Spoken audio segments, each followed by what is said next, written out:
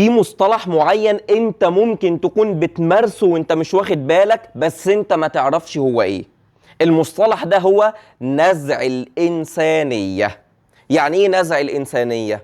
يعني التعامل مع الآخرين بشكل من أشكال التقليل والاحتقار. ممكن تكون انت بتتعامل مع حد مختلف معاك في الدين او في الفكر او في الهوايات او في التفضيلات، بتتعامل مع اللي قدامك بشكل من اشكال نزع الانسانية. يعني ايه نزع الانسانية بقى؟ نزع الانسانية 3 حاجات مع بعض، خد بالك قوي منهم: تقليل، تشبيه، تبرير. تقليل، تشبيه، تبرير. يعني ايه الكلام ده؟ بتقلل من حقوقه، بتقلل من مستوى ذكاء اللي قدامك، بتقلل من مشاعره، بتقلل من شخصيته. بتبص للي قدامك اللي هو مختلف معاك ايا كان مجال الاختلاف هو ايه، بتبص له على انه هو ادنى وانه هو اقل من البشر الطبيعيين في مستوى الذكاء والمشاعر والفهم وكل حاجة. تقليل، ديت أول عملية.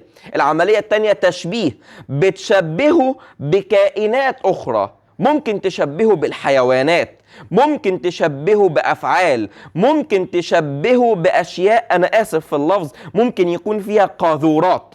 فإحنا وإحنا مش واخدين بالنا بنعمل كده أحيانا، تشبيه. الحاجة الثالثة بنعمل تبرير. يعني ايه؟ بتبرر لنفسك الافعال اللي انت ممكن تكون بتعملها معاه، بتبرر لنفسك الهزار معاه البايخ، بتبرر لنفسك العنف اللي انت ممكن تعمله معاه، بتبرر لنفسك التهميش اللي انت ممكن تعمله معاه. فانت شايف ان هو ادنى من البشر. خد بالك من المصطلح ده، لانه من اصعب الحاجات اللي احنا بنمارسها في حياتنا، وفيها ظلم وانحيازات رهيبة جدا.